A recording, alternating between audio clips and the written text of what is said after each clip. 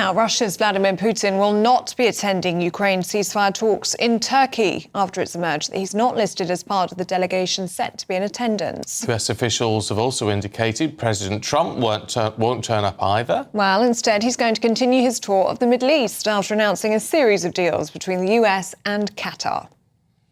Let's talk to the foreign editor at The Telegraph, Con Coughlin. Morning once again to you, Con. Right. I mean, look, what do these talks, as a first stage, do they stand any hope of achieving anything, do we think, without the main players being there? Well, I think it's a good sign that they're getting together. I mean, these are the first talks they've had since the war in Ukraine started over 3 years ago. So that's a plus. And if you've got people talking, things might come out of it. But as you said in your introduction, the fact that Putin's not going, Zelensky says he won't go unless Putin's there. So already you have them sort of arguing over the format, so to speak. But, you know, there is a lot of international pressure on the participants, at the very least, to come up with a ceasefire. So, you know, they are engaging at some level. And so, you know, the prospect of something happening can't be ruled out. Do you think that there was ever a prospect of Putin and Zelensky actually getting round the table? Well, it'd be a tough call because, first of all, Putin doesn't really recognize Zelensky as the proper president of Ukraine. He said because there were supposed to be elections last year that postponed just the war. This has allowed Putin to say that Zelensky is not a legitimate leader. So there's all kinds of baggage there. And also, you know, Putin doesn't feel under too much pressure now because the Trump administration says it's not going to involve itself too much in peace talks on Ukraine because it feels that neither side's really serious. So, you know, on that level, you know, that's a negative. But as I said, the fact that talks are happening, and these are direct talks between the Russians and the Ukrainians, that they've had talks over a decade now since Russia first invaded Ukraine in 2014. So they know each other, they know the terms of reference. So let's hope something positive comes out of it. Have you ever seen a headline so biased you couldn't help but laugh? Well, here's how you can cut through the spin and get a clearer picture of what's actually happening out there.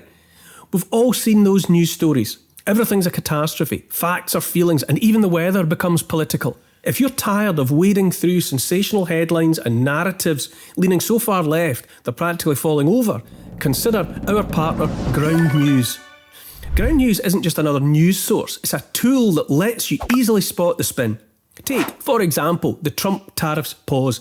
This story had over 600 articles, 29% on the left, 54% centre, and 17% on the right.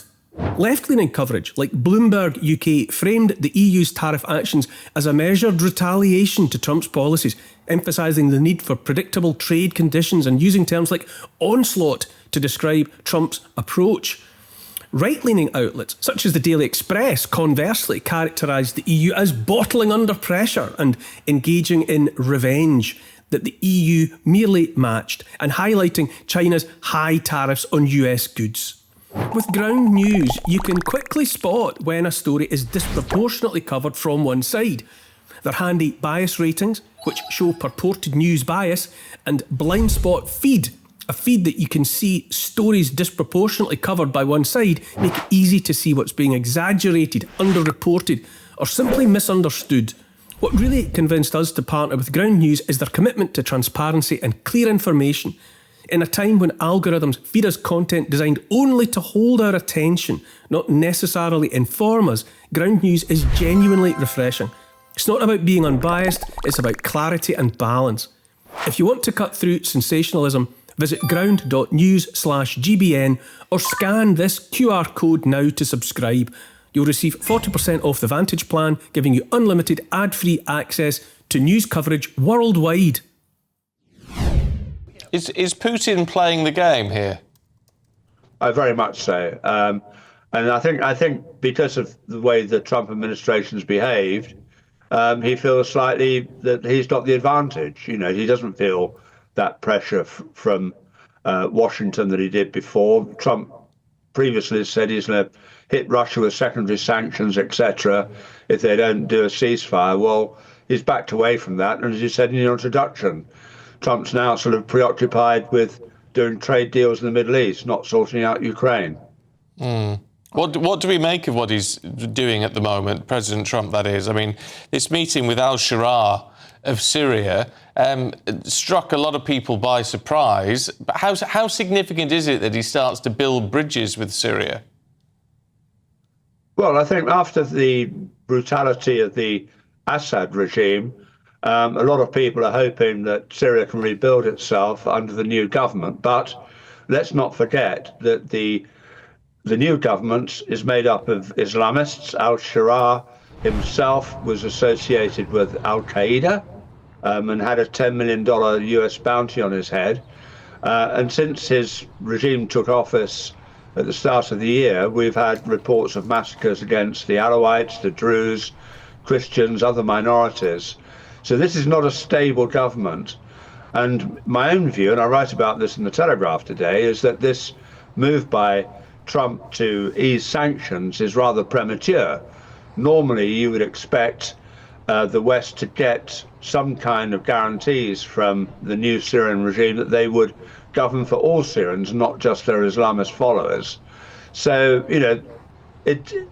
we want Syria to rebuild itself, but I still think, we need to tread carefully with this new government. Con, good to see you. Thank you very much. My pleasure. Vladimir Putin has not been included on a list of Kremlin officials who will engage in peace talks with Ukraine scheduled for today. The Russian president proposed the peace talks in Turkey, but it's understood a low-level delegation has arrived in his absence.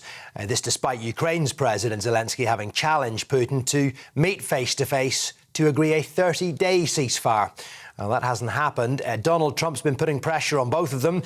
He may travel to Istanbul on Friday if some progress in those talks is made. He's currently in Qatar on the third day of his tour of the Middle East. He tries to increase investment into the US. Now, Trump has been increasing pressure on both sides to agree a temporary cessation to the fighting that continues to cause death and destruction across Ukraine. At GB News, we believe in the power of free speech. We're not afraid to ask the tough questions, challenge the status quo, and give you a voice. While others silence dissent, we champion the truth. By becoming a GB News member, you're not just supporting free speech, you're defending it. Please consider supporting us today. Together, we'll hold the powerful to account and make sure that your voice is always heard. Simply go to gbnews.com/support and stand with us for what matters most.